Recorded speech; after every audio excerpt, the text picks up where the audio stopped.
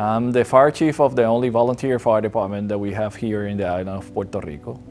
And I'm involved in this because as a resource for SWA, as an instructor, we have a program to illustrate the first responders how to deal with the COVID-19. My name is Edgardo Ortiz Lugo. I'm the president of the EMTF, Emergency Management Task Force. My mission is to teach them how to survive in relation to COVID or any emergency in Puerto Rico.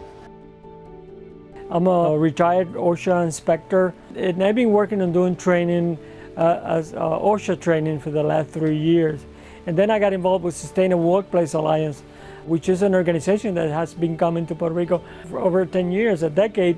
I've been bringing to Puerto Rico a lot of the training and a lot of the grants that they get.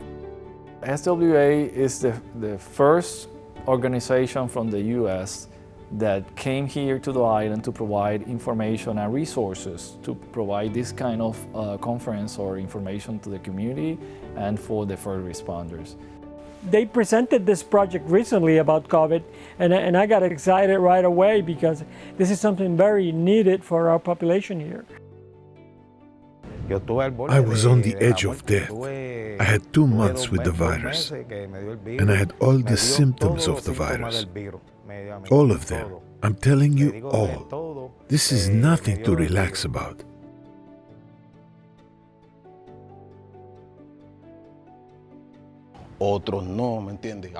We see few people because we try to live day by day with this pandemic, because it's something very hard, right? Well, this is quite serious, right? Because lately, for the majority of the residents in our community, it gets pretty difficult for them to socially distance and keep feet apart, or to frequently use their masks, because many people don't have that daily habit. Some do it, some don't. COVID is a different challenge than other emergencies we get. The challenges are the mentality of the people that we are responding. When I go to the emergencies, we have many people that doesn't care to use the mask or to keep distance between them. So this is the biggest challenge. One big challenge our community faces is resources. It's actually money. We're one of the poorest area in the nation. We have the people eager to go out there and train other people. So they provided the structure, meaning the presentations, and they provided as well the hand sanitizers as well as the mask.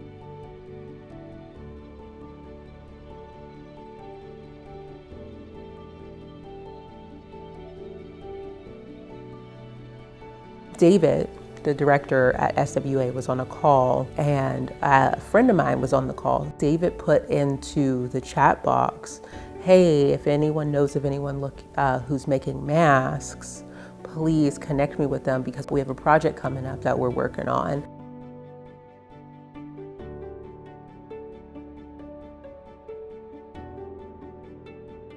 Nonsign is a sustainable fashion brand.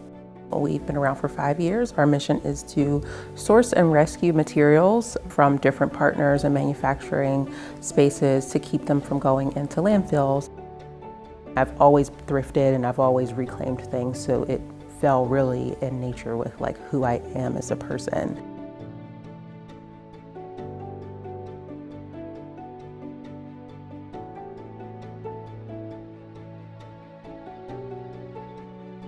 My name is Hepzibah Annie Thomas. Everybody calls me Annie. I started, how many years ago? About 28 years ago in Jamaica. I make African clothing, Afro-contemporary dresses and designs. We have a sewing school at the back there. You see some of the students, they're sewing. Most of the students will not be able to get a sewing job outside. So when they graduated from my class, they get a job automatically with me. Years ago, when I was working in Jamaica as a nurse, there was this epidemic of HIV, and we had a lot of shortage of hospital gowns and masks and all that, and most of us were making our masks. I told my husband, I said, hey, I'm going to start making masks. My friend introduced me to David at SWA, and that's how we really just kind of got connected and started to have these conversations about what it looks like for us to make masks for this project. I had some excess fabric that I had here, and I used those fabrics and make the mask.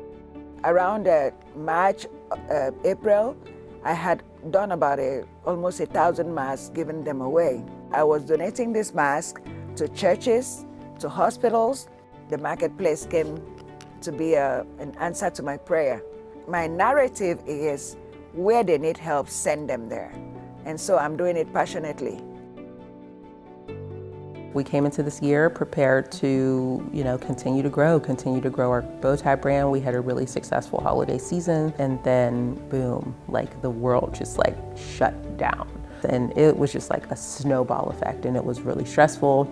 But in that moment, I saw a shortage of PPE just globally. I was like, at least I could start to teach myself how to make a mask. We have the materials. We had, the cotton that was needed, and we had enough things to respond to the immediate need. So we were giving out free masks to the community every single week, for weeks. We did this for about 6 weeks, free of charge, because we were really adamant about prioritizing populations and communities who had low to no access to masks.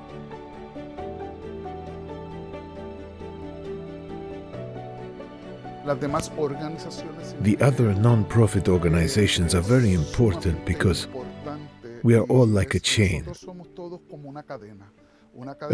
where all non-profit organizations help one another and the next.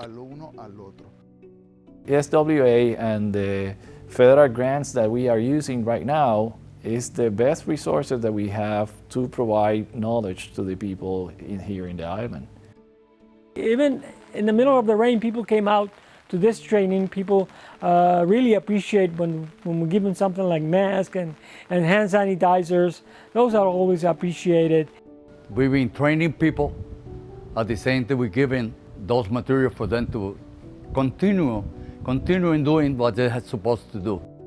Also the moral support. I know there's a company out there that it's working hard to get the grants and to stay within the grants guidelines, so we can do a very high quality training, which is what I'm really proud of, that working with Sustainable Workplace Alliance, we've been able to do that. I learned a lot. I learned the different ways to put on masks and the different types of masks there are. How to take care of the masks to prevent COVID. I learned many ways to take care of myself. It was amazing, with so much information to be able to help the people who really need to be educated for this type of pandemic. I really recommend them. I enjoy them in their workshops. They really fascinate me, and I recommend them to the whole world. We don't want more people to keep dying, right? Not only in Puerto Rico, but the entire world. That's the main mission in here. Is I save one person, I'm being happy.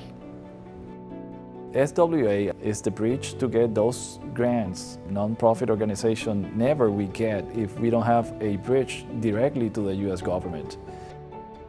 I never met anybody in my life to help so much like SWA. We're immensely grateful that they are there for us. We need them. We need them to keep coming. As a Black woman and as a woman of color, to help be a part of supplying masks to another community of color feels amazing. And when I explained it to the team, they were all excited and on board, and they're really, even when they drop them off, they're excited to know where they're going.